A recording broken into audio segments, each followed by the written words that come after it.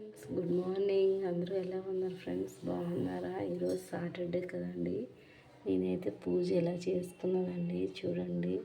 ఈరోజు చక్కగా నాకైతే వైట్ పువ్వులు అయితే దొరికాయండి. నేను దీపం ఇలా పెట్టుకున్నాను. పూజ సామాన్లన్నీ క్లీన్ చేసి దీపారాధన చేసేటప్పటికి చాలా టైం నాకు పట్టిందండి.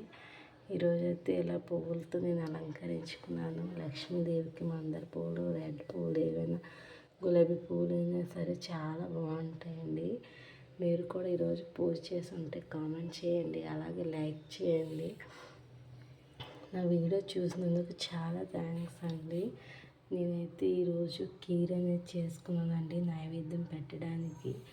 ఇలా పువ్వులని అలంకరించుకుని దీపారాధన చేశానండి. మీరు కూడా ఇలాగే చేశారా? ఇంకా ఎక్కువే చేసి ఉంటారు కదండి.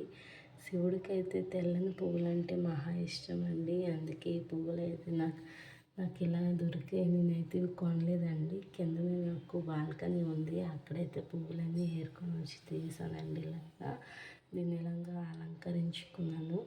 ఇదేనండి నా చిన్న పూజ రూమ్. శనివారం అయితే చాలా ఇష్టంగా పూజ చేసుకుంటానండి. నాకైతే పూజ చేయడం చాలా ఇష్టం అండి. అలాగే నైవేద్యం కూడా ఇలా పెట్టుకున్నాను. పువ్వులన్నీ ఇలా అలంకరించుకొని చూడండి, లక్ష్మీదేవికి ఇలా పువ్వులతో అలంకరించానండి. మీరు ఎలా చేశారో కూడా కామెంట్ చేయండి.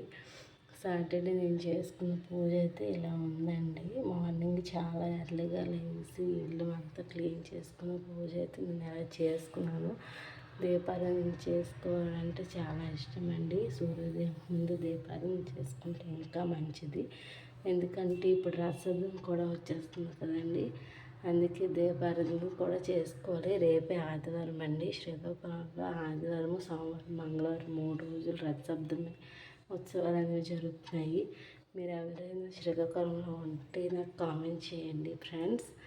ఓకేనా? అందరూ హ్యాపీ కదండి. నేనైతే బాగున్నానండి. ఆ దేవుడి దయ వల్ల మీరు కూడా బాగుండాలని కోరుకుంటున్నాను.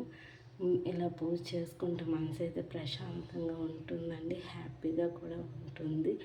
ఎందుకంటే దేవుడికి మనం కోరికలు చెప్పుకోవాలి కదండి. అందుకనే బాగుండాలి, అందరూ బాగుండాలి అనేసి కోరుకుంటామండి. అందుకని పూజ అయితే చేసుకుంటే హ్యాపీ అనేది, సంతోషం అనేది వెలకట్లేనిది. ఇదేనండి నా పూజ రూము. చిన్నది, చాలా చిన్న పూజ కదండి. చాలామంది చాలా పెద్ద పెద్ద పూజ రూములు ఉంటాయి. మాదైతే ఇలా వచ్చిందండి. చూడండి, ఇదేనండి నా పూజ రూము. మీరు కూడా ఈరోజు పూజ చేసి ఉంటే, అలాగే దీపారాధన చేసుకుంటే మెసేజ్ చేయండి. అలాగే కింద డిస్క్రిప్షన్లో లింక్ ఇస్తాను, చూడండి. ఈ పూజ సామాన్లు ఏమేమి కావాలో కూడా చూసుకోండి కొన్ని. Okay friends, bye bye, take care.